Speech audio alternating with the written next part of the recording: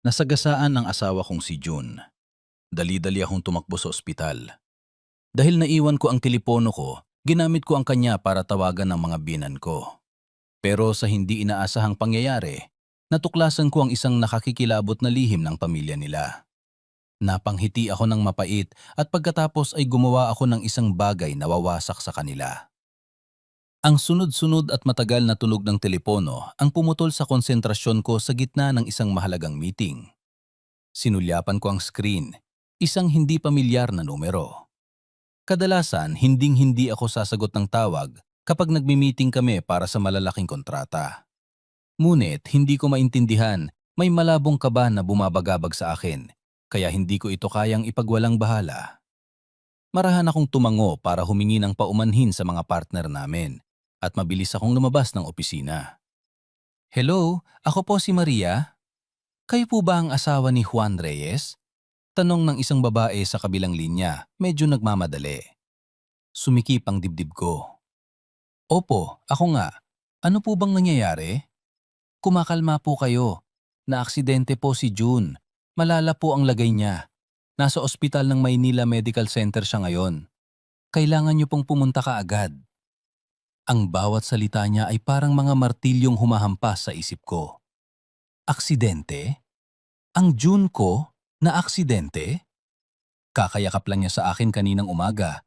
Pinaalalahanan akong magingat sa pagpasok at nangakong ipagluluto ako ng paborito kong adobo mamayang gabi. Paano nangyari yon? Hindi ko na matandaan kung paano ako lumabas ng meeting at nagmadaling umalis sa kumpanya. Ang alam ko lang, kailangan kong makarating sa ospital. Kailangan kong makasama siya. Sinubukan kong tawagan ng mga binan ko, sina Mang Nestor at Aling Susan, at si Lila ang hipag ko. Pero parang kinukutya ako ng telepono ko. Nagiinit ito at namamatay dahil naubusan ng baterya. Dahil sa pag-aalala at kawalang magawa, para akong sinunog. Ang tangi ko lang nagawa ay magdasal, umaasang hindi malubha ang nangyari sa kanya. Pagdating ko sa ospital, dali-dali akong pumunta sa emergency room. Ang amoy ng disinfectant ay lalong nagpadagdag sa tensyon at bigat ng hangin. Sinalubong ako ng isang may edad na doktor na may seryosong muka. Kayo po ba ang asawa ni June Reyes? Opo, ako po. Kumusta na po ang asawa ko? Doktor, ayos lang ba siya? Mahigpit kong hinawakan ang braso niya. Nanginginig ang boses. Awa ang nakikita sa mukha ng doktor. Huminga siya ng malalim. Kailangan niyo pong maging matatag. Naipit po siya ng isang truck. Critical ang kalagayan niya. Ang kaliwang binti niya ay lubusang nadurog. Basag na ang mga buto. Hindi na ito kayang sagipin. Kung hindi siya operahan agad at putulin ng binti, mataas ang panganib ng impeksyon. Gangrene na maaring kumalat sa buong katawan at mapanganib sa kanyang buhay. Pinuputol ang kaliwang binti. Ang dalawang salitang yon ay parang kidlat na tumama sa akin. Ang June ko. Ang lalaking laging ipinagmamalaki ang kanyang matangkad at magandang tindig. Ang taong mahilig maglaro ng basketball. Paano siya mabubuhay nang wala ang isang binti? Hindi ko na napigilan. Tumulo ang luha ko. Umiling ako, hindi matanggap ang malupit na katotohanan. Hindi maaari, doktor. Pakiusap, iligtas niyo ang binti niya. Magkano man ang kailangan, babayaran ko. Basta lang maisalba ang binti niya. Hagulgol ko halos himatayin. Ikinalulungkot namin, Maria. Ito ang pinakamahusay na paraan para iligtas ang buhay ng pasyente ngayon. Ginawa na namin ang lahat ng aming makakaya. Kailangan niyo na po kaming desisyunan para maisagawa na ang operasyon. Ang oras ay mahalaga. Inilagay ng doktor sa kamay ko ang isang folder ng mga papel at isang bulpen. Pagkatapos ay umalis na para asikasuhin ang ibang pasyente. Nakatayo ako roon, tulala, sa gitna ng maraming tao sa ospital. Pakiramdam ko ay nag-iisa at naliligaw. Kailangan ko ng masasandalan na yon. Kailangan ko ang pamilya ng asawa ko para tulungan akong magdesisyon. Pero low battery ang telepono ko. Wala akong paraan para makontak sila. Ano ang dapat kong gawin? Ililigtas ko ba ang buhay niya? O pananatilihin kong buo ang kanyang katawan, ngunit may malaking panganib? Libu-libong tanong ang bumabagabag sa isip ko. masakit at nakakapagpahirap. Sa kalagitnaan ng pagkalito ko, dumaan ang isang nurse na may dalang tray ng mga personal na gamit ni June. Ito po ang mga gamit ng pasyente nung pumasok siya. Pakihawak na lang po. Inilapag ng nurse sa upuan sa tabi ko ang isang plastic bag na may lamang wallet, relo at ang telepono ni June. Wala sa loob ko itong kinuha. Basag ang screen pero nakabukas pa rin. Marahil ay magagamit ko ito para tawagan ng pamilya.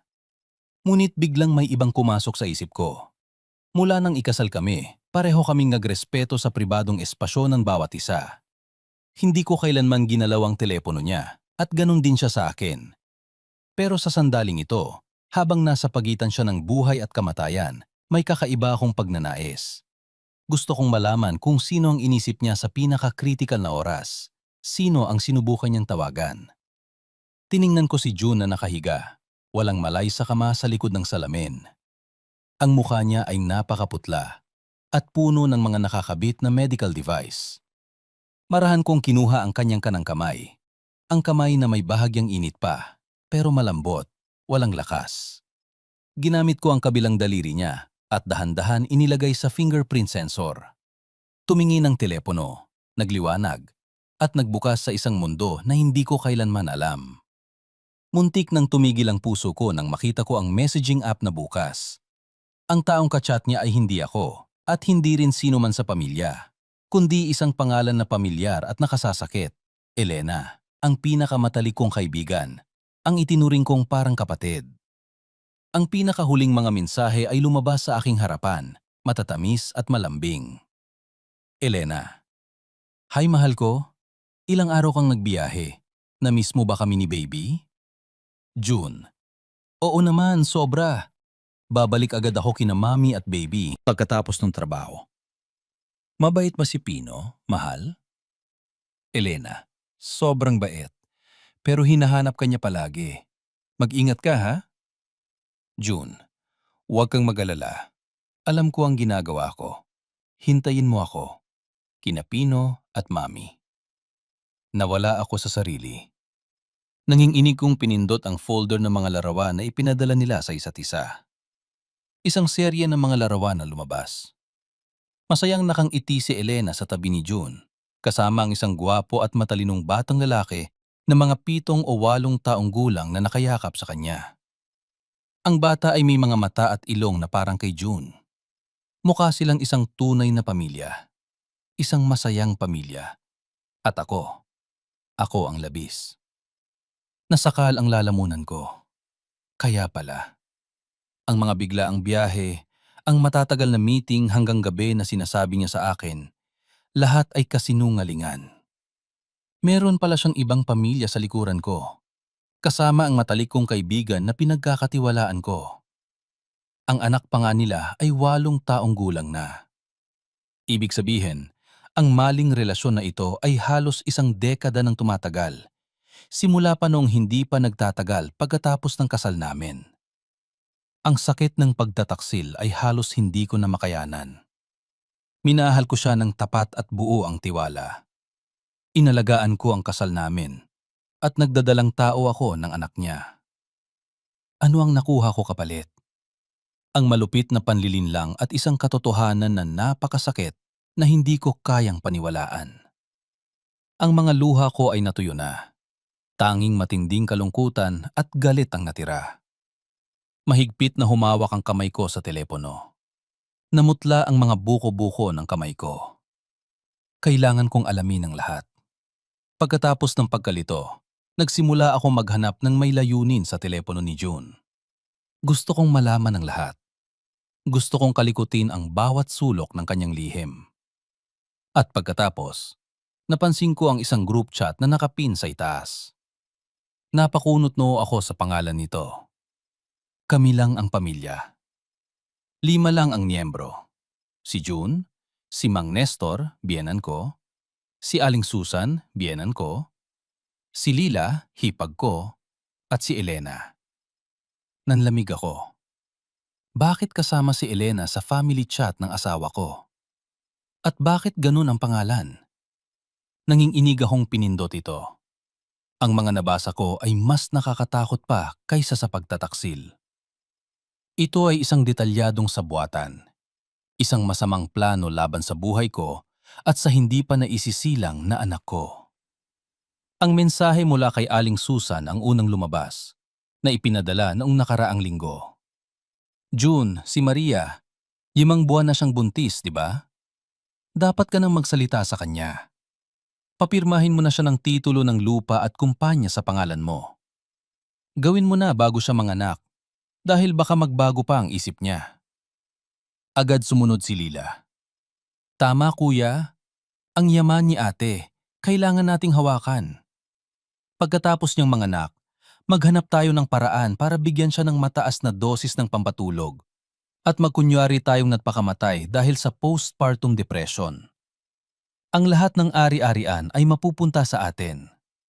Si Pino, ang anak ni Elena, ay magiging lehitimong tagapagmana natin. Pakiramdam ko ay may bumibigti sa dibdib ko. Postpartum depression at suicide? Plinano nilang patayin ako. Ang buong pamilya niya, ang mga taong lubos kong iginagalang at itinuring na parang tunay kong mga magulang, ay nagpaplano na kunin ang buhay ko dahil lang sa kayamanan na pinaghirapan kong itayo. Si Mang Nestor, ang taong laging nagpapakita ng kaayusan at katalinuhan, ay nagpadala rin ng mensahe. Magandang plano ni Laila, pero kailangan itong gawin ng maingat. Kailangan mong magkunwaring nagdadalamhati, magmukhang nasasaktan para makita ng mga kapitbahay. Si Elena, panatilihin muna siyang malayo.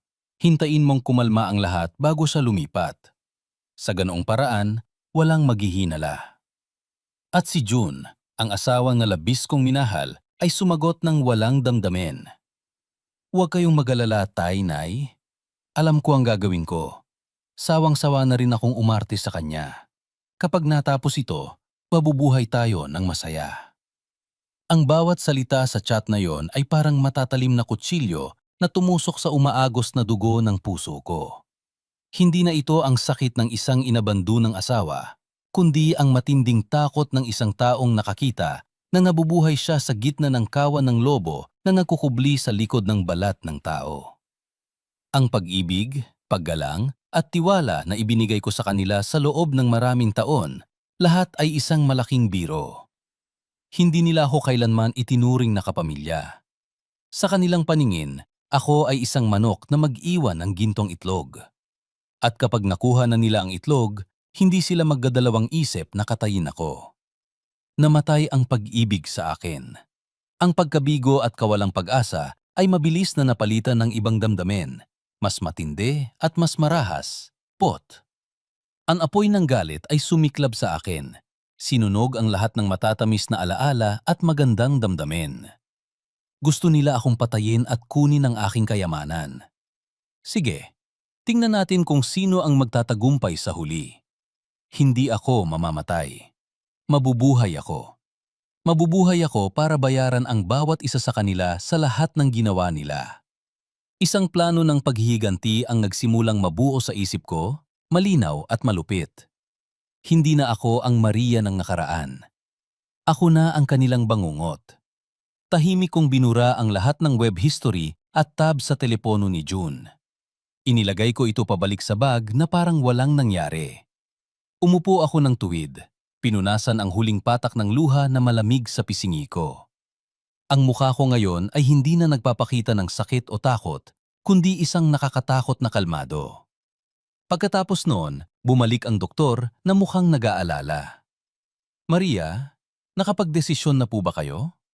Kailangan na naming ihanda ang operasyon. Tumingin ako sa kanya, matatag ang mga mata.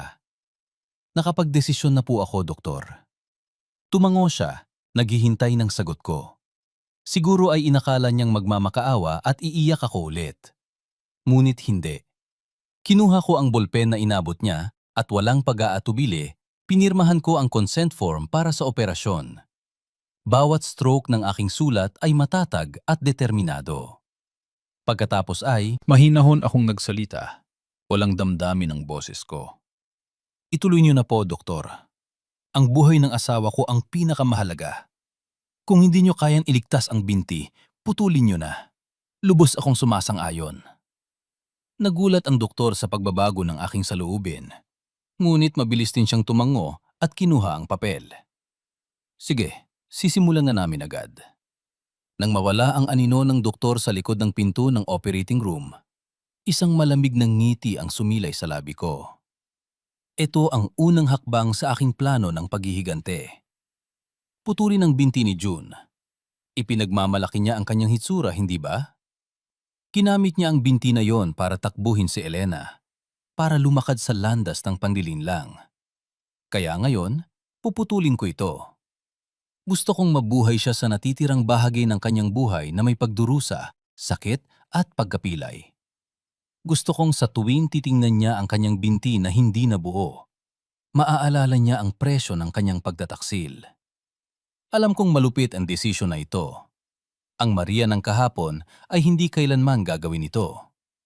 Ngunit ang Maria ng kahapon ay patay na. Patay na kasama ang kanyang pag-ibig at tiwala.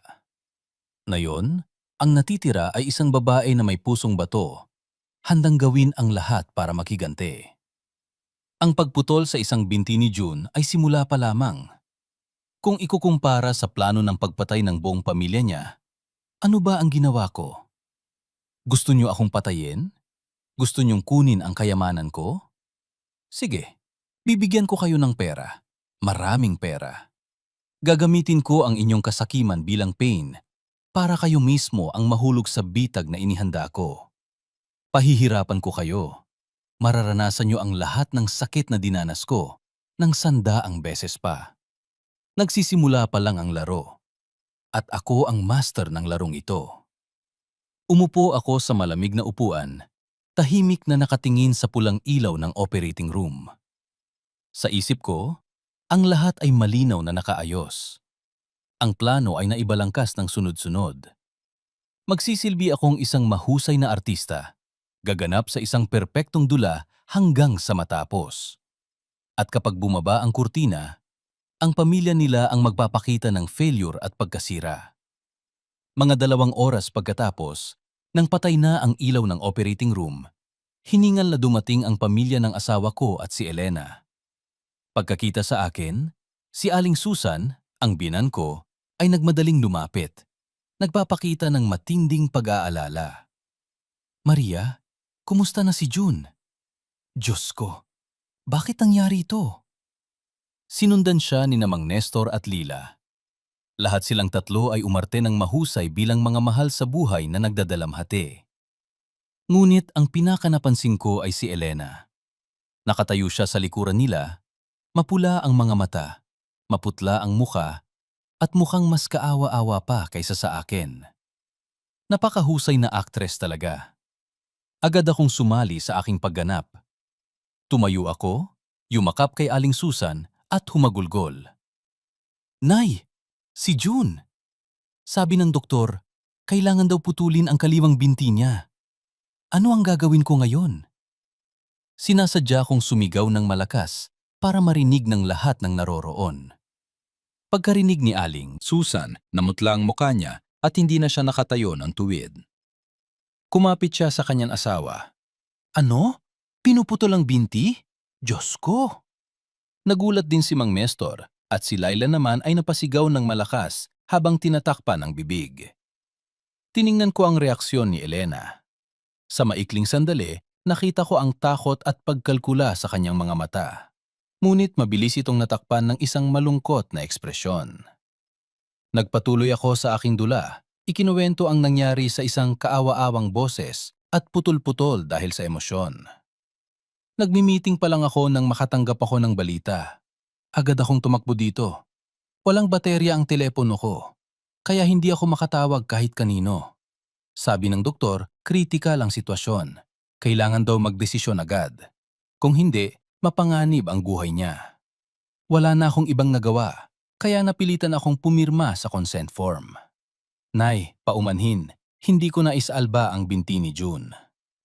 Umiyak ako. Nagpakita bilang isang asawang nagmamahal, ngunit walang magawa.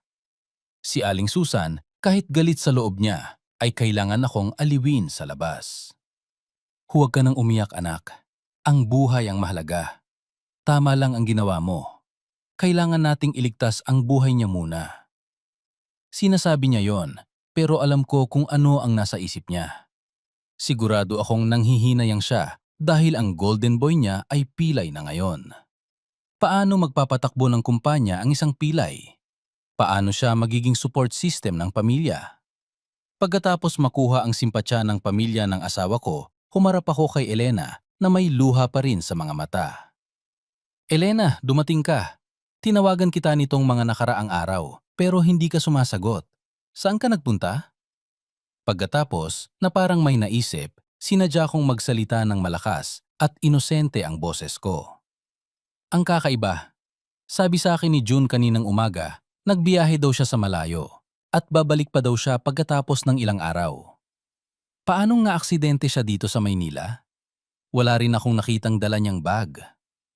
Habang nagsasalita ako, maingat kong pinagmasdan ang ekspresyon ni na Elena at ang pamilya ni June. Gaya ng inaasahan, tinamaan sila ng salita ko. Namutla si Elena. Nag-aalangan siyang nagsalita. Siguro natapos niya ang trabaho niya ng mas maaga, kaya umuwi siya nang hindi sinasabi sa'yo. Agad namang sumagot si Aling Susan. Tama, baka gusto lang niyang sorpresahin ng asawa niya. Huwag ka nang mag-isip ng kung ano-ano, anak. Tumango ako, nagkunwari na naniniwala. Opo, siguro nga po. Nakakatuwa ang pilit nilang pagtatago. Isang simpleng tanong ko lang at nagulat na sila. Alam kong nag-iisip sila ng paraan para takpan ang kasinungalingan ni June. Pero hindi nila alam na alam ko na ang lahat. Naglalaro lang ako sa kanila, parang isang pusa na nilalaro ang mouse, dahan-dahang tinatamasa ang takot at pag-aalala ng kanilang biktima bago tuluyan silang tapusin. Ako ang direktor ng dulang ito, at ako ang magdedesisyon kung kailan ito magtatapos. Pagkatapos ng mahabang operasyon, inilipat din si June sa recovery room. Walang malay pa rin siya dahil sa epekto ng gamot. Kami, ang pamilya niya, ay nakaupo sa tabi ng kama. Bawat isa ay may sariling iniisip. Nagkunwari akong pagod at nanlambot. Nakaupo ako sa tabi ng kama. Mahigpit na hawak ang kamay ni June. Hindi umaalis sa tabi niya. Ang imahe ko bilang isang asawang nagmamahal ay nagdulot ng simpatiya sa mga nurse at doktor. Ang pamilya ng asawa ko, pagkatapos ng unang shock, ay nagsimula ng magbulungan. Hindi na ako ang pinag-uusapan nila, kundi ang kinabukasan ng kanilang anak at ang financial future ng buong pamilya. Narinig ko si Aling Susan na bumubulong kay Mang Nestor. Nayon, pilay na siya. Ano na ang mangyayari sa kumpanya? Hindi natin dapat ipaubaya kay Maria ang lahat. Tumanggo si Mang Nestor. Tama ang sinasabi mo. Kapag nagising siya, kailangan nating pag-usapan agad. Ako muna ang pansamantalang mamamahala sa lahat. Napangiti ako ng palihim. Nagsisimula nang lumabas ang mga sungay ng matatalinong lobo, pero nanatili akong tahimik. Nagkunwari na hindi ko narinig. Kinabukasan, nagising si June. Ang una niyang ginawa ay subukang gumalaw. At pagkatapos, naramdaman niya ang kakaibang kawalan sa ilalim ng manipis na kumot. Natakot siyang tumingin sa ibaba at nanlaki ang kanyang mga mata, puno ng takot at hindi paniniwala. Ang binti ko! Nasaan ang binti ko? Maria! Nasaan ang binti ko? Sigaw niya na mamaos ang boses. Sinubukan niyang umupo, pero bumagsak siya sa kama dahil sa tindi ng sakit. Dali-dali akong tumakbo sa kanya, umiiyak. June, kumalma ka. Sabi ng doktor, kailangan daw gawin yon para iligtas ang buhay mo. Ano? Anong sabi mo? Pumayag ka na putulin nila ang binti ko? Tiningnan ako ni June na parang kaaway, nagangalit ang mga mata. Sino ang nagbigay sa'yo ng karapatan? Sino ang nagpahintulot sa'yo? Sigaw niya at bigla siyang humawak sa dibdib. Namutla ang muka at nahirapan sa paghinga. Naglipa na ang mga numero sa monitor. Ang tunog ng beep-beep ay mabilis at sunod-sunod. Inatake siya sa puso. Nagmamadaling pumasok ang mga doktor at nurse. Tinulak ako palayo at sinimulan ang resuscitation. Sa sandaling ito, ipinakita ni Aling Susan ang tunay niyang ugali. Lumapit siya, itinuro ang muka ko at sumigaw. Ikaw na malas, hindi pa ba sapat ang pagpapahirap mo sa anak ko? Alam mo bang napakahalaga ng binti niya sa kanya? Sinadya mo ito, hindi ba? Gusto mo siyang pilayin para madali mo siyang manipulahin, para kunin ang ari-arian namin, hindi ba? Ang mga masasamang salita niya ay para bang ibinuhos niya sa akin ang lahat ng kasalanan. Ang mga tao sa paligid ay nagsimulang tumingin sa amin, nagtataka at nagbubulungan. Kung ito ay noon, baka nasaktan ako at bumagsak, pero ngayon, nakakatawa na lang sa akin. Tumayo ako roon, hinayaan siyang sumigaw, habang patuloy akong umiiyak. Pero ang puso ko ay kasing lamig ng yelo. Kailangan kong gampanan ang papel ng isang kaawa-awang manugang na inosente. Nay, bakit mo ako sinasabihan ng ganyan? Critical ang sitwasyon noong oras na. Yon, wala akong ibang pagpipilian. Gusto ko lang iligtas ang buhay niya. Iligtas o saktan? Kilala ko ang ugali mo. Umalis ka.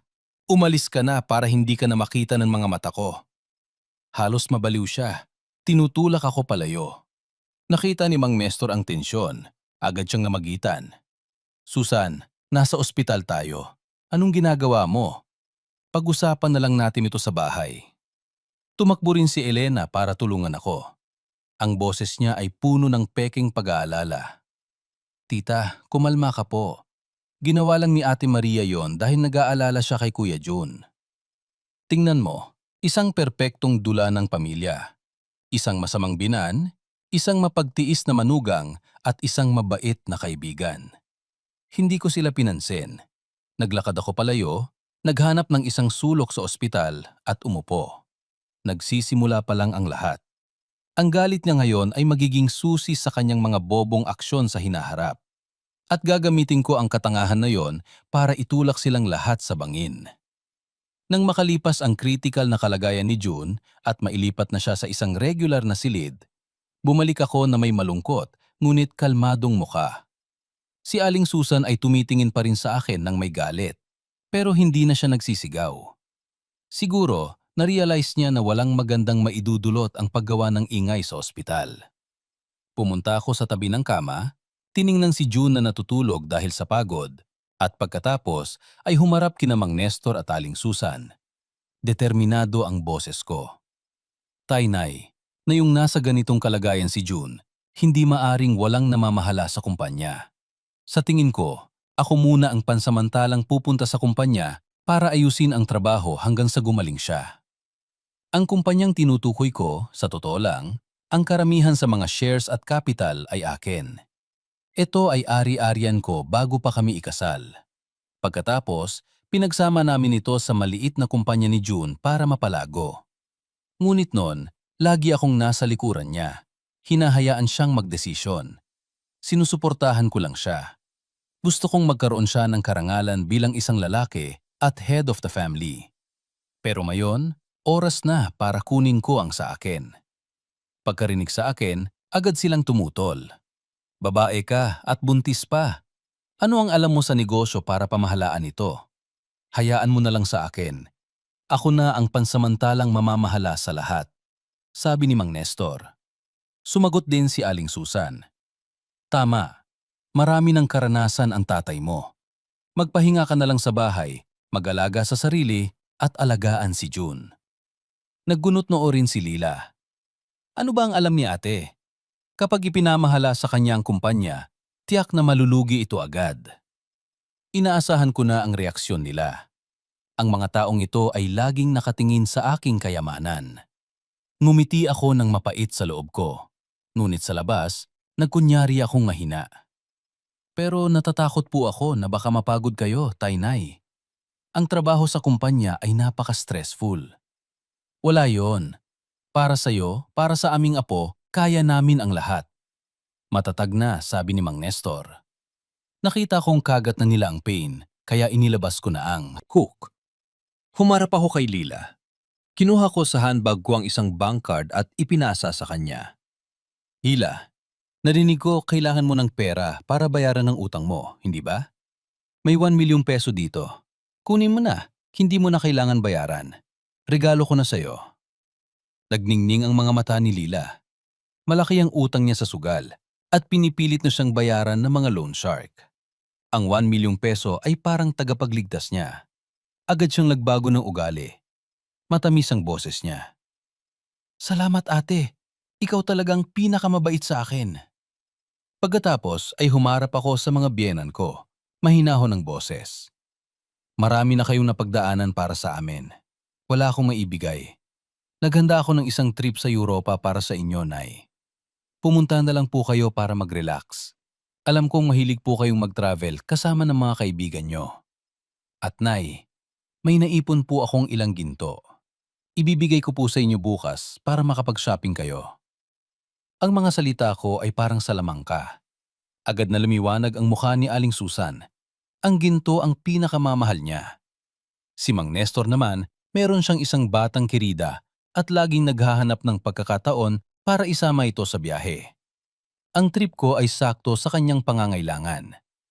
Sa isang iglap, ang ugali nilang tatlo ay nagbago ng 180 degrees. Huwag na kayong mag-alala, pamilya tayo. Ngumiti si Mang Nestor. Agad din nagsalita si Aling Susan. Gusto namin ang kabaitan mo. Sige, ikaw na lang muna ang mamahala sa kumpanya. Yan naman ang passion ninyong mag-asawa. Matanda na kami, hindi na namin alam ang mga bagong bagay. Kung may hindi ka maintindihan, magtanong ka na lang sa tatay mo. Sumagot din si Lila. Tama ate, naniniwala akong magiging magaling ka. Matalino at masipag ka naman. Ngumiti ako ng may kasiyahan. Napakamura. Isang maliit na halaga lang ng pera, nabili na ang buong pamilya. Ang kasakiman ay kumalat na sa kanilang dugo. At gagamitin ko ang kasakiman na yon para kontrolin sila, parang mga puppet.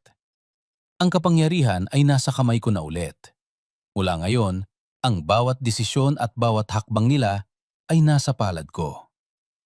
Ilang araw pagkatapos, nang stable na ang kalagayan ni June at hawak ko na ang pamamahala sa kumpanya, nagpasya ako na oras na para sa susunod na hakbang. Sinabi ko sa pamilya ng asawa ko na kailangan kong umalis para asikasuhin ang personal na bagay at nagmaneho ako diretso sa luma at cramped na apartment ni Elena, kung saan siya nakatira kasama ang kanyang anak. Sa harap ng kalawangin na gate ng apartment, huminga ako ng malalim para ayusin ang damdamin ko. Kailangan kong maging isang kaawa-awang kaibigan, isang asawang naghihirap na nangangailangan ng masasaligan. Kumatok ako. Nagulat si Elena nang magbukas siya ng pinto. Maria, bakit ka nandito? Hindi ako nagsalita. Tiningnan ko lang siya ng may pamamaga at mapulang mga mata. Ang resulta ng magdamag na pagbabasa ng financial reports. Ngunit hindi niya kailangang malaman yon. Pagkatapos, humagulgol ako, yumakap sa kanya. Elena, ano ang gagawin ko ngayon? Hindi ko na kayang mabuhay. Medyo nagulat si Elena, pero mabilis siyang umarte bilang isang mabuting kaibigan, hinahaplos ang likod ko. Sige na, pumasok ka muna. Huwag kang mag-iyak dito. Inakay niya ako sa masikip at magulong apartment. Ang amoy ng amonya at lumang pagkain ay nagpahirap sa akin. Kung ikukumpara sa maranyang bahay ko, ang lugar na ito ay napakalayo. Hindi nakakagulat na gustong-gusto nila ni June ang aking ari-arian.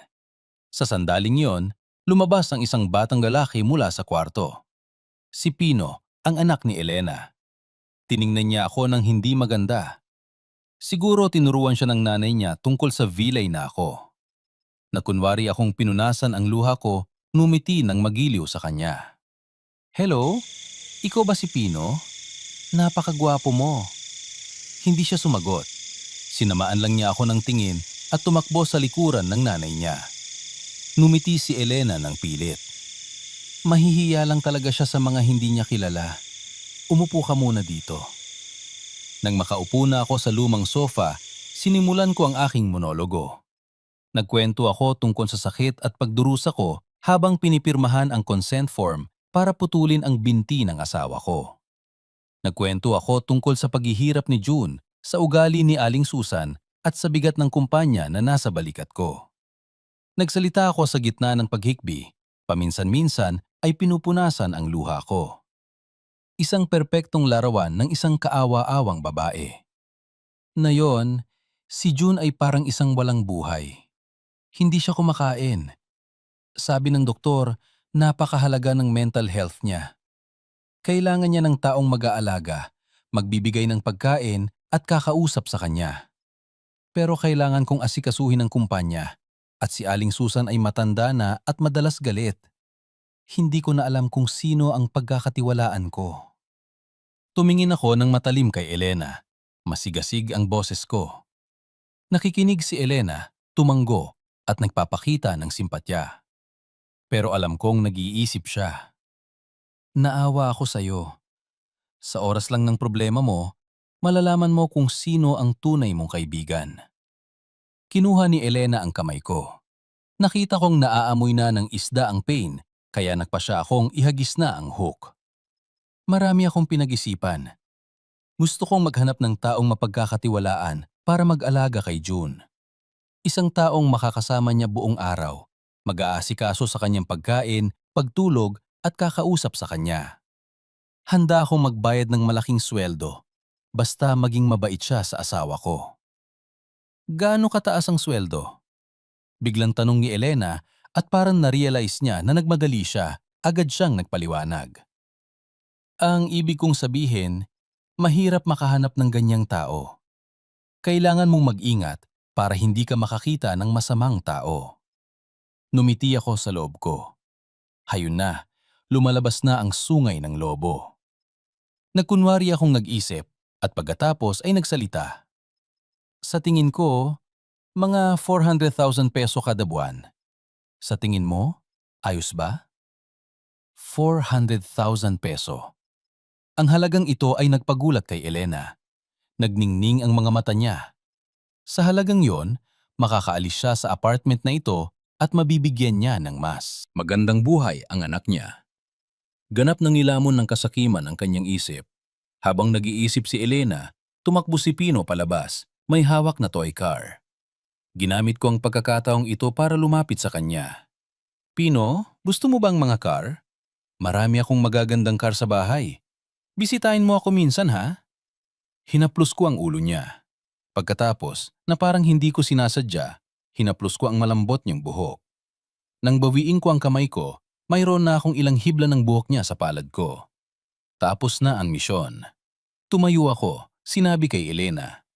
Kailangan ko nang bumalik sa kumpanya. Mag-iisip ka kung may kilala kang mapagkakatiwalaan ha? Kung sino man, basta kilala ko, mas panatag ako. Sinadya kong idiin ang salitang kilala bilang direktang hint. Alam kong hinding-hindi palalampasin ni Elena ang oportunidad na ito. Mag-a-apply siya mismo.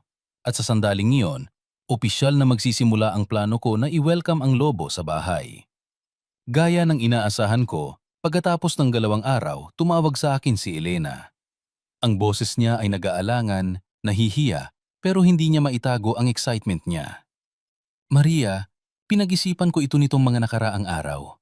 Tungkol sa paghahanap mo ng taong mag-aalaga kay June, nanatili akong tahimik, hinintay siyang magpatuloy. Sa tingin ko, ako na lang ang gagawa, pwede ba? Agad siyang nagsalita. Magkaibigan tayo, at si June ay parang kuya ko na.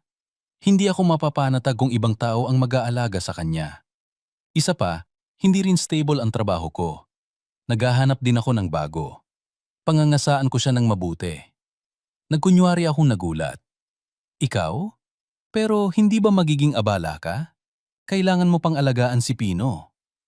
Hindi, ayos lang. Pwede ko siyang isama. Mabait naman siya. Hindi siya magiging problema. Sa katunayan, magiging masaya pa nga ang bahay kung may bata. Baka makatulong pa yun kay June para sumaya. Sinabi mismo ni Elena ang gusto kong mangyari. Ang plano ko ay nagtagumpay nang hindi ko inaasahan. Ang biktima ay kusang pumasok sa bitag. Kung yan ang desisyon mo, mas maganda pa. Sabi ko, masayang-masaya ako. Sabi ko nang may kagalakan. Sige, mag-impake ka na at lumipat ka na sa bahay namin para mas madali. Babayaran ko ang sweldo mo ng buo, 400,000 peso. Salamat. Ikaw talagang savior ko, Maria. Pagkatapos kong ibaba ang telepono, agad akong tumawag sa pamilya ng asawa ko para ipaalam. Sa simula, hindi sumang-ayon si Aling Susan. Ano? Papayag ka na tumira siya sa bahay natin at babayaran mo siya ng 400,000 peso kada buwan? Nababaliw ka na ba, Maria? Sa halagang iyon, makakakuha ka na ng 10 maid. Mahinahon akong nagpaliwanag. Nay, hindi ito simpleng pagkuha ng maid. Si June ay emotionally unstable. Kailangan niya ng taong pamilyar sa kanya. Si Elena ay kaibigan ko at kilala niya si June. Mas maganda kung siya ang mag-aalaga kaysa sa ibang tao. Isa pa, pera ko naman yon.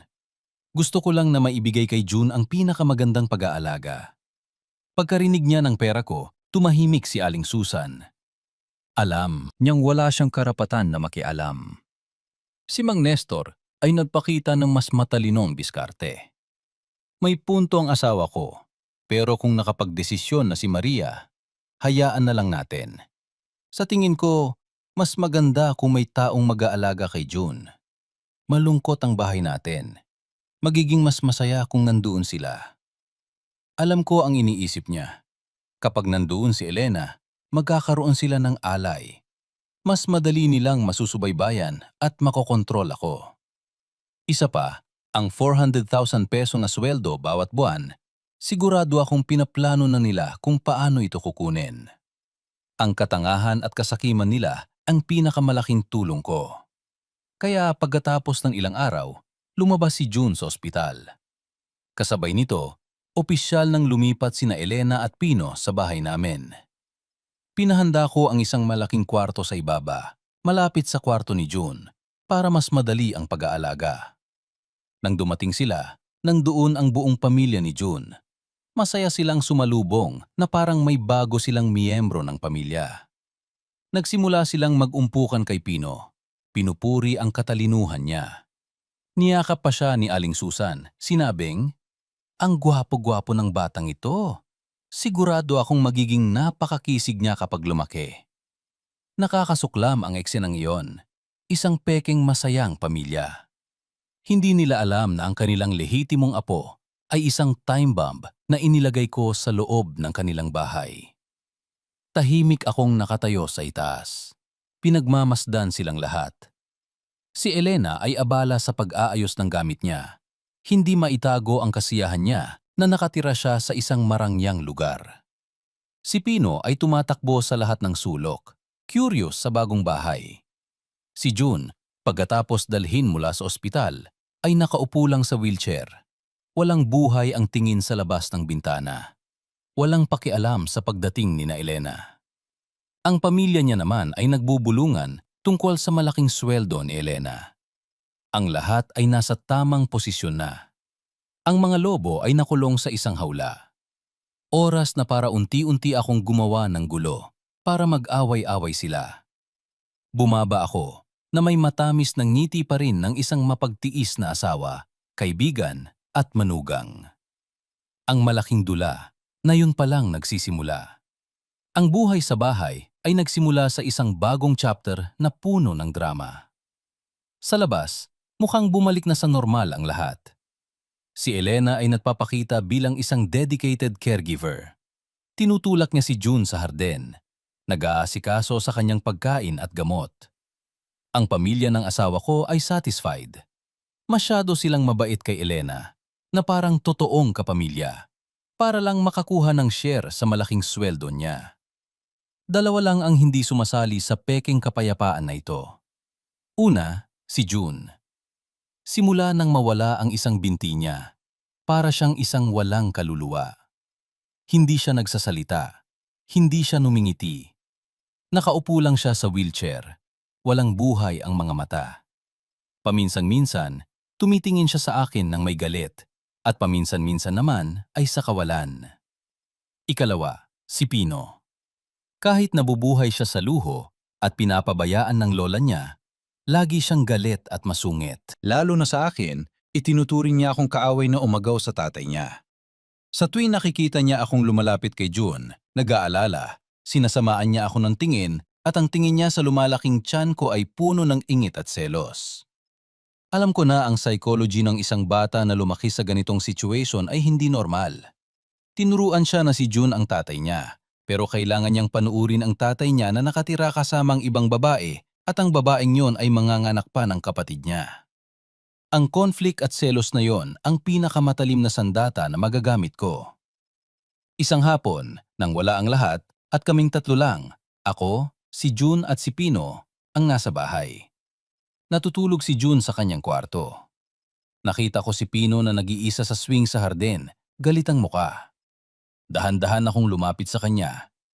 Hinaplos ko ang tiyan ko, sinasadya kong ipakita sa kanya. Pino, bakit ka malungkot? Umupo ako sa tabi niya. Ang boses ko ay kasing hina at kasing lambot hanggat maaari. Hindi siya sumagot. Tumalikod lang siya. Ngumiti ako at patuloy. Malungkot ka ba dahil magkakababy na ako? Huwag kang mag-alala. Kahit magka-baby pa, ikaw pa rin ang pinakamamahal ng Tatay June mo. Ang mga salita ko ay tumama sa kanyang puso. Humarap siya at sumigaw sa akin. Sinungaling! Si tatay ay akin at ng nanay ko, hindi sayo. Wala akong gusto na kahit sinong kapatid. Talaga? Nagkunwari akong nagulat. Lumapit ako sa tainga niya, bumulong na parang nagbabahagi ng isang malaking lihim. Ganon din ang iniisip ko. Ikaw ang panganay na anak, ang tanging tagapagmana ni Tatay June. Ayaw ko ring magka-baby pa dahil baka hindi ka na mahalin ni Tatay June ng tulad ng dati. Pero anong magagawa ko? Bumuntong hininga ako.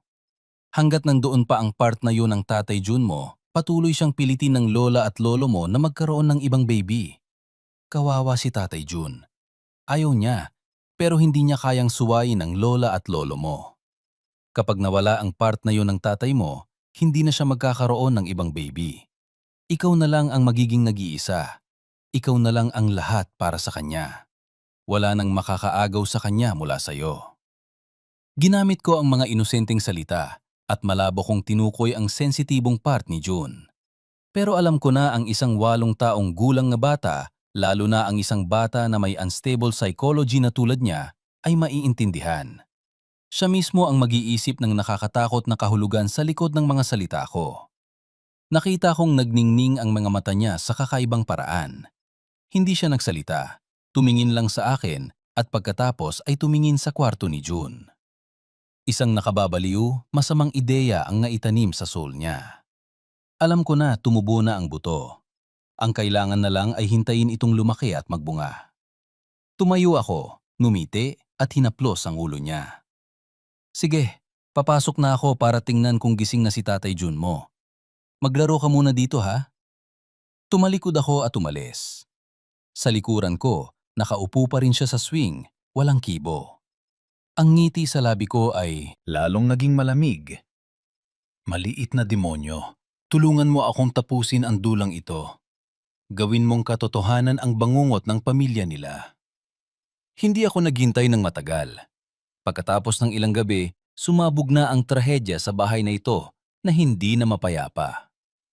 Nang gabing yon, nakahiga ako sa kama, sinusubukang matulog, nang bigla akong nakarinig ng isang nakakikilabot na sigaw mula sa kwarto ni June sa ibaba. Ang sigaw ay puno ng matinding sakit at takot, pumutol sa katahimikan ng gabi. Agad na sinundan iyon ng kalabog at ng sigaw ni Elena. Diyos ko! June, anong nangyayari sa'yo? Pino, anong ginawa mo? Kalmado akong umupo, isinuot ang manipis kong robe at dahan-dahang lumabas ng kwarto. Nakabukas na ang mga ilaw sa bahay. Nagmamadaling lumabas din sina Mang Mestor at Aling Susan sa kanilang kwarto. Anong nangyayari? Ano ang nakakatakot na ingay yon? Tanong ni Aling Susan, namumutla ang muka. Sabay kaming tumakbo pababa. Ang eksena sa kwarto ni June ay isang eksena na hinding-hindi nila malilimutan habang buhay. Si June ay nakahiga, nakasubsob sa sahig, nakahawak sa kanyang maselang bahagi. Ang dugo ay umaagos mula sa pagitan ng kanyang mga kamay, kumalat sa sahig. Hindi na siya makasigaw. Umiiyak lang siya. Nanginginig ang buong katawan niya sa sakit. Si Elena ay nakaupo sa sahig, tulala ang muka, at nakaturo sa sulok ng kwarto. Doon, nakatayo si Pino, may hawak na matalim na garden scissors na may patak pa ng dugo. Ang mukha niya ay walang emosyon. Ang mga mata niya ay nakatingin lang kay June. Sa tabi niya, mayroong aso na kumakain ng isang bagay na malambot na kulay pula. Pinutol niya. Itinapon niya sa aso. Bulong ni Aling Susan at pagkatapos sumigaw siya ng napakalakas at bumagsak sa sahig na wala ng malay. Si Mang Nestor ay nakatayo roon. Nanginginig ang buong katawan, nakaturo sa bata, hindi makapagsalita. Siguro naintindihan na niya ang lahat. Ang pag-asa niya na magkaroon ng apo na magpapatuloy ng pangalan nila. Ang pride ng kanilang angkan ay pinutol ng walang awa ng sarili nilang apo at itinapon pa sa aso. Nagising si Elena. Galit na galit siyang tumakbo sa anak niya, sinasaktan siya. Masamang bata, bakit mo ginawa yon? Pinaslang mo ako. Sa gitna ng kaguluhan, ako lang ang nanatiling kalmado. Malamig akong tumingin sa lahat. Nakaramdam ako ng matinding kasiyahan. Ito ang karma na dapat nilang makuha. Napakahalaga sa kanila ang pagpapatuloy ng kanilang angkan. Kaya sisirain ko yon. Sa pinakamalupit na paraan. Gusto kong mabuhay sila sa kawalang pag-asa. Gusto kong makita nila ang pagtatapos ng kanilang angkan. Kinuha ko ang telepono ko. Nagkunwari akong nanginginig at tumawag sa emergency. Hello, emergency? May nasugatan po sa bahay namin. Pakiusap, pumunta po kayo agad. Nang umalis ang ambulance, kasama si June at si Aling Susan, ang bahay ay binalot ng katahimikan. Umupo si Mang Nestor sa upuan, matanda na ng 10 taon. Si Elena naman ay nakayakap sa kanyang anak, umiiyak ng walang tunog. Ako naman nakatayo ron, dahan-dahang hinahaplos ang aking tiyan. Ang anak ko, siya ang magiging simula ng bago kong buhay. Para sa kanila, ang gabing ito ang magiging katapusan ng lahat. Hindi pa tapos ang panik sa bahay. Nang umalis ang ambulance, dahan-dahang gumangon si Mang Nestor. Lumuwa ang mga mata niya, puno ng galit. Naglakad siya papunta kina Elena at sa anak niya. Ikaw, paano mo tinuruan ang anak mo para maging ganito siya? Masamang babae. Sinadya mo ito, hindi ba? Gusto mo kaming wala ng tagapagmana. Itinaas niya ang kamay niya para sampalin si Elena. Pero bumagsak ito. Wala siyang magawa. Wala nang silbi kung patayin niya pa si Elena at ang anak niya. Nawala na ang ari-arya ng anak niya. Umiyak si Elena, umiling-iling. Wala akong alam. Sumpa ko, wala akong alam. May nagtulak lang sa kanya. Ang mga mata niya at ang mga mata ni Mang Nestor ay sabay na tumingin sa akin. Alam kong naghihinala sila sa akin, pero wala silang ebidensya. Sa sandaling yon, si Pino, ang bata na tahimik lang na parang statue, ay biglang umalis sa yakap ng nanay niya. Tumingin siya sa akin ng may galit. Sa kanyang yung at twisted mind, siguro, siya ang iniisip niya na ako ang pinagmulan ng lahat ng kasalanan. Ako ang nagpasakit sa tatay niya, ako ang nagpadala ng pain sa nanay niya. Ikaw ang may kasalanan. Sigaw niya at tumakbo siya sa akin na parang isang nasugatan na maliit na hayop. Ang biglaan at malakas na pagtulak niya ay hindi ko inaasahan. Bumagsak ako, tumama ang likod ko sa malamig na sahig. Nagulat ang lahat, pero hindi pa yon ang lahat. Naramdaman ko ang isang mainit na likido na umaagos mula sa akin. Dahan-dahan akong tumingin sa ibaba. Isang madilim na puddle ng dugo ang kumakalat sa puti kong nightgown. Ang anak ko! Iligtas niyo ang anak ko! Mahina akong sumigaw. Pagkatapos, ipinikit ko ang mga mata ko, nagkunwari akong nawalan ng malay. Muling naghari ang kaguluhan sa bahay. Sina Mang Nestor at Elena ay namutla. Kung may mangyayaring masama sa akin at sa baby sa tiyan ko, alam nilang hinding-hindi na sila magiging mapayapa. Dinala ako sa ospital, sa parehong ospital kung nasaan sina June at Aling Susan. Kumalat ang balita. Ang buong pamilya ay parang nakaupo sa apoy. Kailangan nilang harapin ang dalawang trahedya ng sabay-sabay. Ang kanilang anak ay nawalan ng kakayahang magkaanak at ang kanilang manugang ay nasa panganib na mawala ang natitirang apo. Dinala ako agad sa emergency room. Nang magising ako, may isang babaeng doktor na nag-e-examine sa akin. Kinuha ko ang kamay niya, nagmamakaawa, pero ang mga mata ko ay kasing lamig ng yelo. Doktor, huwag kang mag-alala. Ginagawa namin ang lahat para maisalba ang baby. Pag-aliw ng doktor, pinutol ko siya, nagpakita ng matinding desisyon. Doktor, ayaw ko na sa baby na ito. Pakiusap, operahan niyo na ako. Alisin niyo na siya. Natigilan ang doktor. Ano? Anong sinasabi mo? Alam mo ba ang sinasabi mo? Malaki na ang baby. Tumitibok pa rin ang puso niya. Hindi mo pwedeng. Gawin yan. Alam ko ang sinasabi ko. Kiningnan ko siya ng diretso sa mata. Bawat salita ay malinaw at matatag. Ayaw kong ipanganak ang anak ko sa ganitong pamilya. Ayaw kong magkaroon siya ng koneksyon sa mga taong yon. Doktor, pakiusap. Tulungan niyo ako. Desisyon ko ito. Kukunin ko ang lahat ng responsibilidad. Ang usapan namin ay narinig ni Namang Nestor at Elena na nakatayo sa labas ng pinto. Hindi sarado ang pinto ng emergency room. Nang sinabi ko ang huling pangungusap, nakita kong namutla ang kanilang muka. Tiningnan nila ako na parang hindi sila makapaniwala sa kanilang narinig. Sinadya ko yon. Gusto kong marinig nila. Gusto kong malaman nila na ako, sa sarili kong desisyon, ang pumutol sa huling koneksyon ko sa kanilang pamilya. Ang anak na ito, ang dugo ng angkan ni Reyes, ay tinalikuran ng sarili niyang ina. Ito ang huling parusa, ang pinakamasakit para sa kanilang pagkahumaling sa kanilang angkan. Mula sa sandaling ito, ang tanging natitira sa aming lahat ay galit. Pagkatapos ng operasyon, nakahiga ako sa kama. Walang emosyon ang muka. Hindi naglakas loob si Mang Nestor na pumasok. Nakatayo lang siya sa labas ng pinto. Ang mga mata niya ay puno ng takot at galit. Alam niyang talo na siya. Nawala na ang lahat sa kanya. Ang apo na magpapatuloy ng pangalan nila, ang kakayahan ng anak niya na magkaanak, at ngayon, ang huling patak ng dugo. Ilang araw pagkatapos, nang medyo ayos na ang kalusugan ko, nag-check out na ako. Sa parehong oras, nakatanggap ako ng isang envelope mula sa testing center. Sa loob, ang resulta ng DNA test mula sa sample ng buhok ni Pino na kinuha ko at ang sample ni June. Hindi ko na kailangan buksan para malaman ang resulta. Malamig akong tumingin sa mga numero at ang conclusion, not biologically related.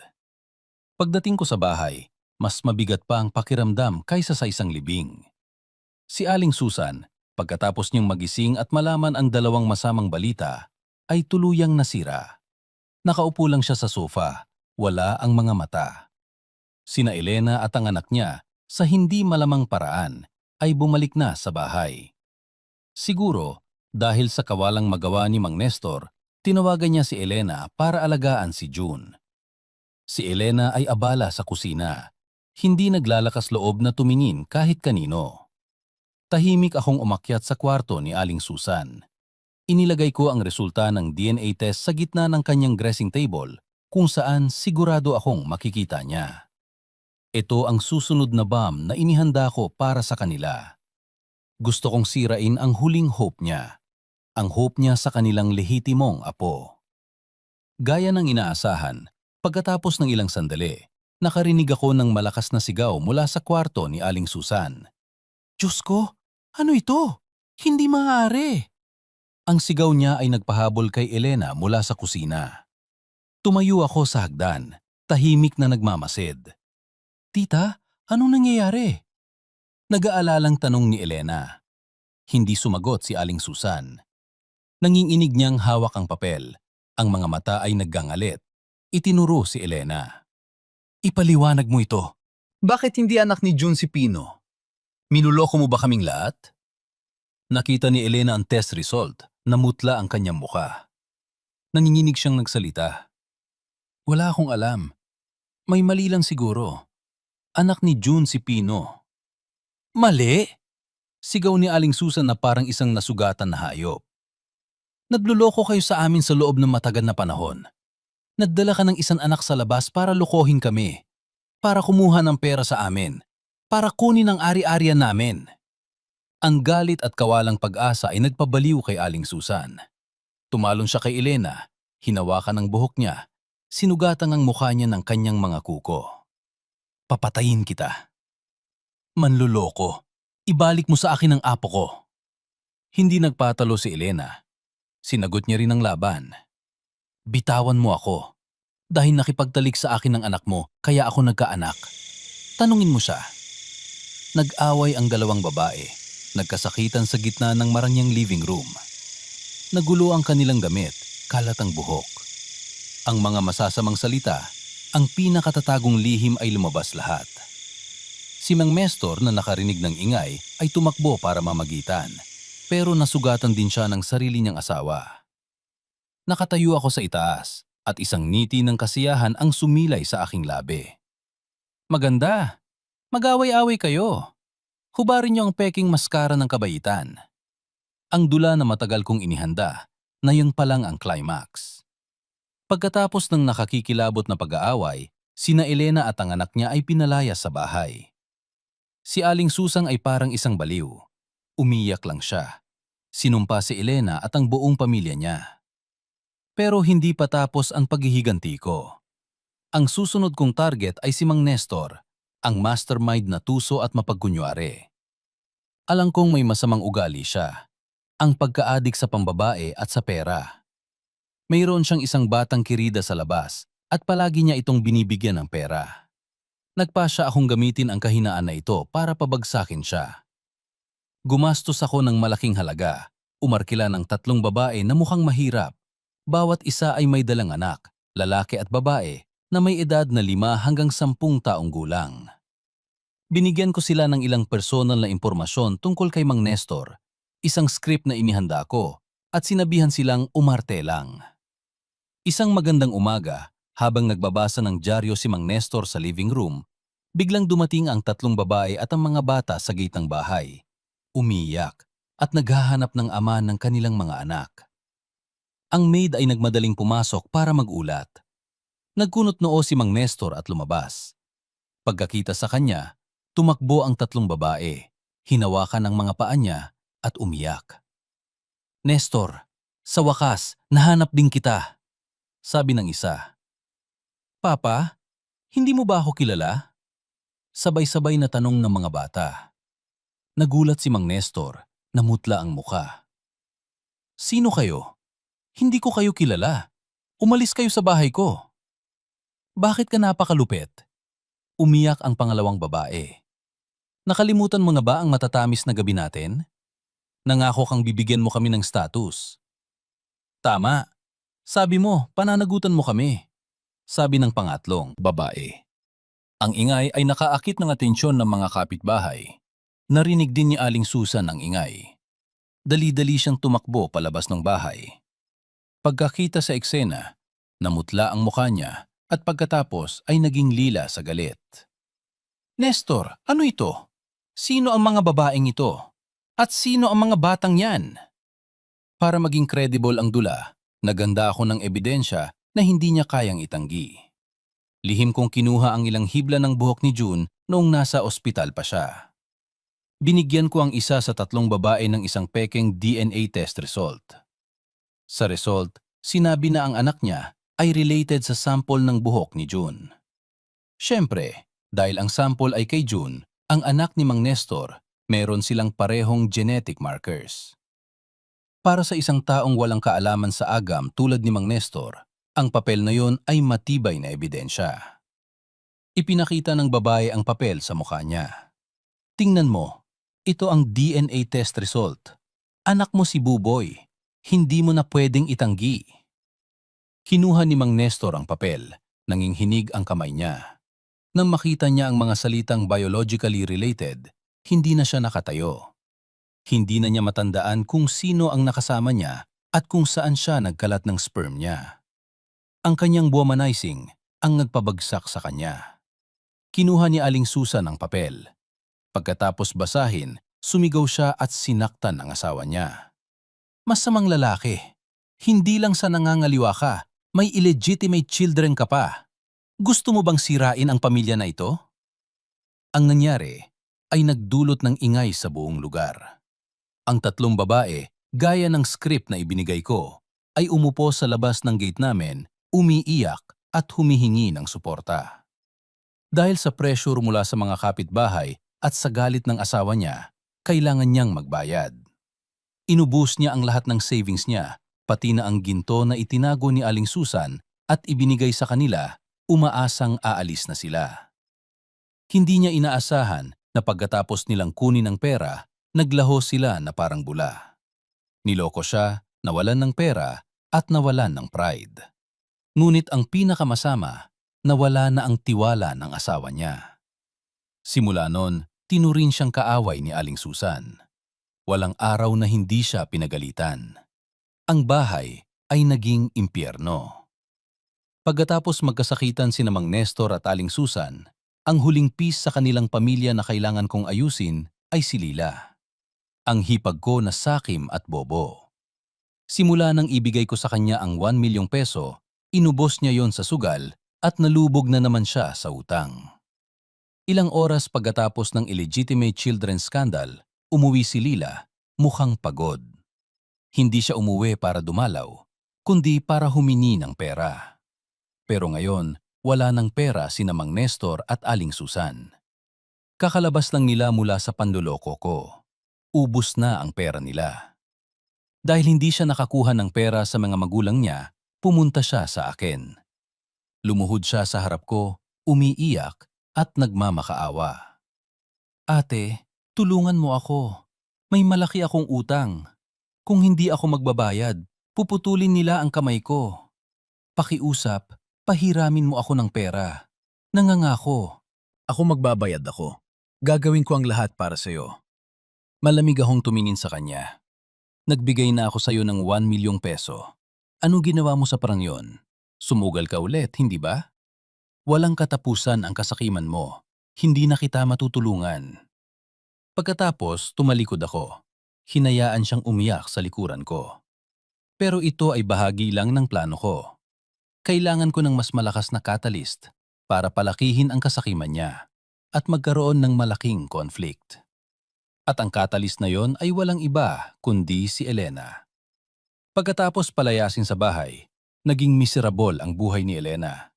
Walang pera, walang tirahan. Kailangan siyang bumalik sa kanyang lumang apartment. Nagpasya akong subaybayan siya.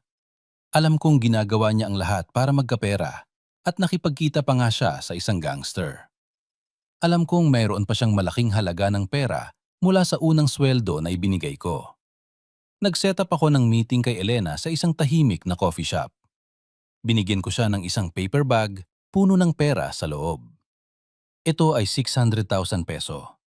Ito ang sweldo mo sa pangalawang buwan at compensation dahil sa pagdurusa mo. Nang makita ni Elena ang pera, nagningning ang mga mata niya. Agad niyang kinuha.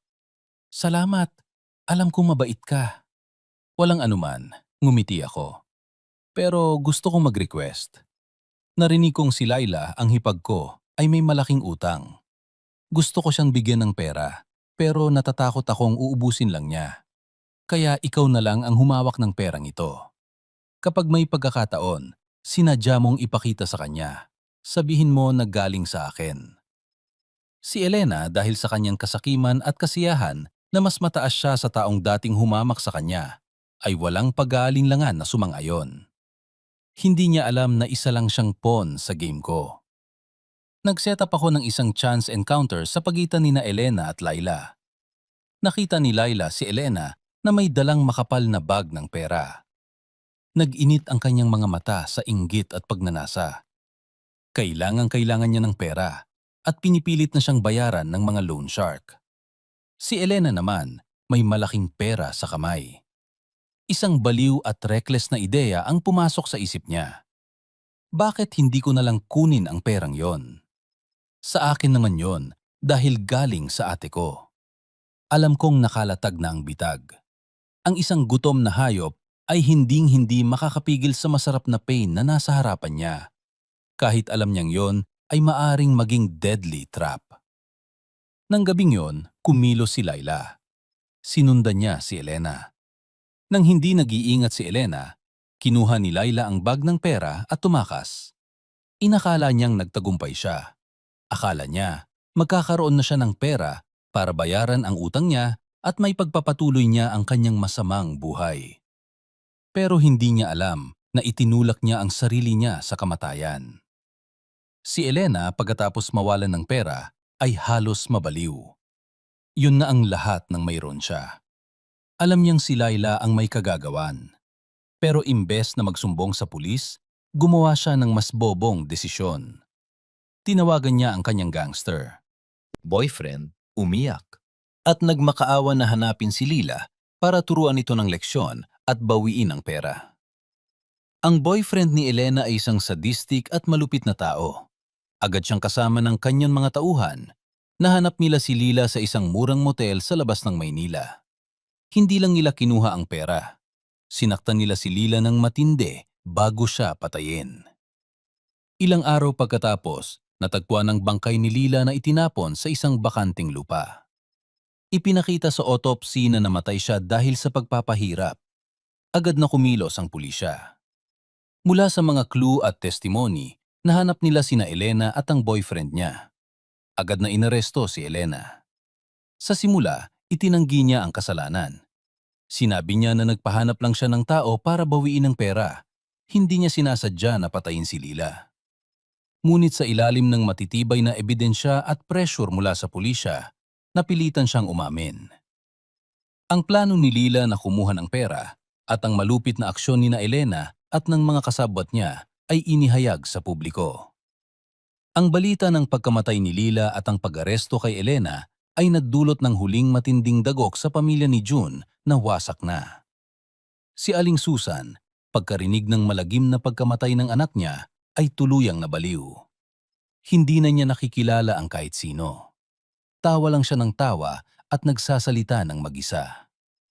Si Mang Nestor naman ay tumanda. Nakuba ang likod niya. Sa maikling panahon, nawala na ang lahat sa kanya.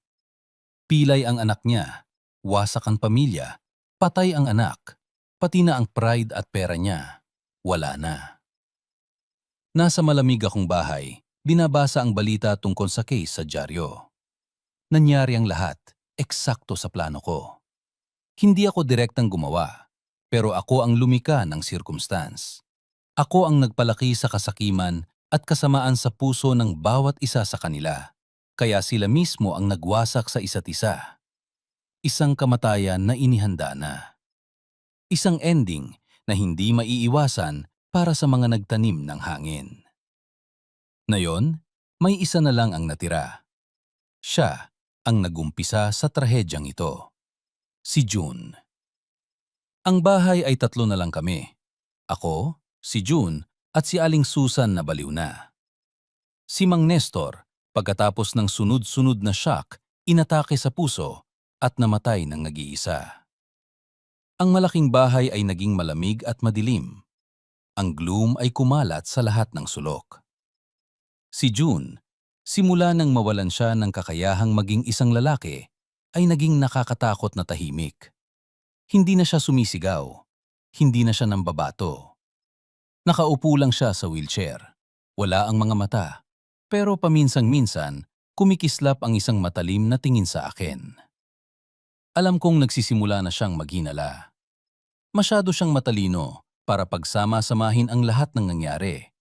Ang pagputol sa binti niya, ang kaso ni Pino, ang nangyari sa mga magulang niya, at ang pagkamatay ni Lila. Alam niya na sa likod ng lahat ng ito, may shadow ako. Isang gabi, habang nakatayo ako sa balcony at nagpapahangin, dahan-dahang lumapit si June sakay ng wheelchair niya. Ikaw ang nagplano ng lahat, hindi ba? Ang boses niya ay namamaos, mahina, pero puno ng galit. Hindi ako humarap. Kalmado akong tumingin sa madilim na harden. Anong sinasabi mo? Hindi ko naiintindihan. Huwag ka na magkunwari, Maria. Nagalit siya. Ang pagputol sa binti ko, ang kaso ni Pino, ang nangyari kina tatay at nanay, pati na ang pagkamatay ni Laila. Lahat ay perfect coincidence. Ikaw ang direktor ng gulang ito, hindi ba? Dahan-dahan akong humarap, tumingin ng diretso sa mata niya. Ang mga mata ko ay hindi na ang mga mata ng isang mabait na asawa, kundi ang mga mata ng isang malamig na naghihigante. Hindi ko na kailangan pang magtago. Oo, bakit? At kung hindi, bakit? Ngumiti ako. May ebidensya ka ba? Wala akong ebidensya, pero alam kong ikaw yon. Sigaw ni June. Sinubukan niyang tumayo mula sa wheelchair pero hindi niya nagawa. Ang kawalang magawa ay lalo pang nagpadagdag sa galit niya. Bakit? Bakit mo ginawa yon? Anong kasalanan ko sa'yo? Anong kasalanan mo sa akin? Tumataas ang boses ko, puno ng pang-iinis at sakit. Ikaw at ang buong pamilya mo, plinano niyong patayin ako at ang anak ko para kunin ang ari-arian ko. Nakalimutan mo na ba? Natigilan si June. Nagbago ang mukha niya. Ano? Paano ngalaman mo? Inakala mo na bobo ako, June? Kinuha ko sa bag ko ang telepono ko at binuksan ang isang recording. Iyon ang chat sa group na kami lang ang pamilya na kinopya ko mula sa telepono niya nung nasa ospital ako. Ang bawat salita ni June, ng mga magulang niya at Milaila ay malinaw na narinig sa katahimikan. Pagkatapos niyan manganak, maghanap tayo ng paraan para bigyan siya ng mataas na dosis ng pampatulog at magkunwari tayong nagpakamatay dahil sa postpartum depression. Sawang-sawa na rin akong umarte sa kanya. Nang marinig niya ang sarili niyang mga salita, nanginginig ang buong katawan ni June. Ang matibay na ebidensya ay nasa harap niya. Hindi na siya makatanggi. Ginawa niyo akong isang asawa na nagmamahal sa asawa, naging isang demonyo na naghihigante. Sabi ko, kasing lamig ng yelo ang boses ko. Ang lahat ng pinagdadaanan niyo ngayon ay karma para sa inyong kasamaan at kasakiman. Naglakas loob ka pa ring tanungin ako kung bakit? Yumuko si June, hindi makapagsalita. Lubusan siyang natalo. Sa harap ng ebidensya na hindi niya kayang itanggi, wala nang lakas si June para lumaban. Nakaupo lang siya roon, isang taong pilay, sa katawan at sa espiritu, isang hari na nawala ng lahat sa kanyang kingdom na siya mismo ang nagtayo. Ano ang gusto mo ngayon? Tanong ko, walang damdamin. Tumingin si June sa akin. Ang mga mata niya ay wala ng laman, pagod na lang. Ano ang gusto mo? Diborsyo, sabi ko ng matatag. Gusto kong tapusin ang pekeng kasal na ito. At syempre, aalis ka nang wala kang dala. Wala akong dala? Tumawa siya ng mapait. Kinuha mo na ang lahat sa akin. Ano pa ba ang natitira? Mayroon pa, sabi ko. Ang bahay na ito. Iiwan ko ito sa'yo. Bilang huling awa ko para sa taong dating asawa ko. Maaari ka nang manatili dito at alagaan ang baliw mong ina. Inihagis ko ang divorce paper na may pirma ko sa mesa. Pirmahan mo yan. Kung hindi, ipapadala ko ang recording na ito sa pulisya at sa media. Alam mo na ang magiging resulta. Isang organized murder plot. Ang buong pamilya mo, kahit ang mga patay na, ay hindi mapapayapa. Tiningnan ni June ang papel at pagkatapos ay tumingin sa akin. Sa kanyang mga mata, nakita ko ang matinding galit. Pero kasabay noon, may kakaiba siyang tingin, isang nakakatakot na pag-unawa. Alam mo rin, hindi ba? Bigla siyang nagtanong. Alamin mo ang tungkol sa ano? Alam mong gusto ko ring sirain ang sarili kong pamilya. Ang mga magulang ko, ang kapatid ko, sila ay mga linta na sumisipsip ng dugo. Pagod na rin ako sa kanila. Balak kong, pagkatapos makuha ko ang ari-arian mo, maghahanap ako ng paraan para alisin sila. Inamin niya, malamig ang boses niya. Ginawa mo ang trabaho ko. Ginawa mo pa ng mas mahusay kaysa sa inakala ko. Ginamit mo ang sarili kong kamay para sirain ang pamilya ko. Natigilan ako. Sa gayon, ang taong ito ay mas malupit pa kaysa sa inakala ko. Hindi lang niya ako gustong patayin. Gusto niya ring patayin ang sarili niyang pamilya. Kung gayon, hindi ka rin pala mabait. Ngumiti ako ng mapait. Pareho tayong mga demonyo na nagkukubli sa likod ng balat ng tao. Hindi na nagsalita si June. Kinuha niya ang bolpen. Nanginginig siyang kumirma sa divorce paper. Ang kasal namin, na nagsimula sa pag-ibig at nagtapos sa galit, ay natapos na. Pagkatapos niyang pumirma, hindi na ako nagtagal sa bahay na yon. Ang lugar na ito ay puno ng masakit na alaala at kasalanan. Inayos ko ang mga gamit ko, dinala lang ang mga mahahalaga, at umalis ng gabing yon. Hindi ako lumingon. Gusto kong iwan ang lahat ng nakaraan. Iwanan ang masamang pamilya na yon. Iwanan ang dating ako. Bumalik ako sa sarili kong apartment na binili ko bago ako ikasal. Nagsimula ng bagong buhay. Isang buwan pagkatapos, habang nakaupo ako sa opisina ko at nagbabasa ng business reports, isang breaking news sa TV ang kumuha ng atensyon ko. Maaga kaninang umaga, isang malaking sunog ang nangyari sa isang bahay sa barangay San Andres. Mabilis na kumalat ang apoy at sinunog ang halos buong bahay. Dumating agad ang mga bumbero, ngunit hindi na isalba ang 3 biktima na nakulong sa loob. Ang mga biktima ay nakilalang sina Juan Reyes, Susan Reyes at ang isang batang lalaki na si Pino. Tahimik akong nakatingin sa screen. Walang emosyon ang puso ko. Alam kong hindi ito maiiwasan. Naalala ko ang binulong ko kay Pino noong araw na yon. Pero hindi ko inakala na ang masamang buto na itinanim ko sa kanya ay magkakaroon ng ganitong matinding distraksyon.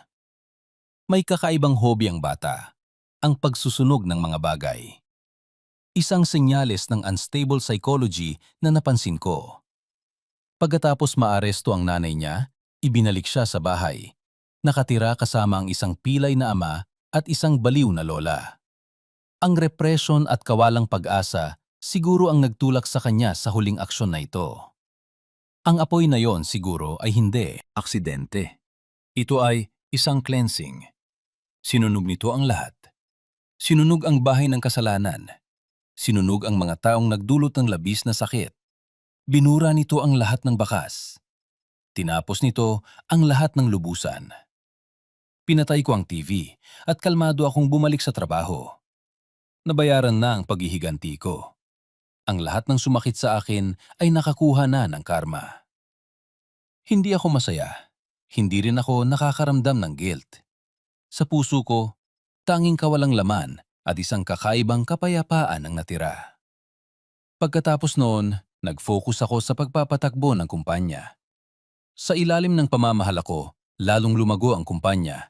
Naging isa sa mga nangungunang negosyo sa industriya. Hindi na ako ang mahinang babae na laging nasa likuran ng asawa. Naging matagumpay, malakas at independent akong negosyante. Hindi na ako nag-asawa ulit. Ang pag-ibig at kasal ay naging isang luho at isang nakakatakot na bagay para sa akin. Nahanap ko ang kaligayahan sa trabaho, sa paggawa ng charity, sa pagtulong sa mga taong nangangailangan, lalo na sa mga babaeng biktima ng domestic violence. Siguro, gusto kong tubusin ang ilang kasalanan, kahit alam kong hindi mabubura ng mga ginawa ko ang nakaraan. Paminsan-minsan, kapag gabi na, nananaginip pa rin ako ng mga bangungot.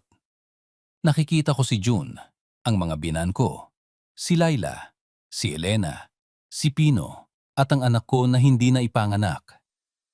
Tinitingnan nila ako nang walang reklamo, tanging isang nakakatakot na katahimikan ang nandoon.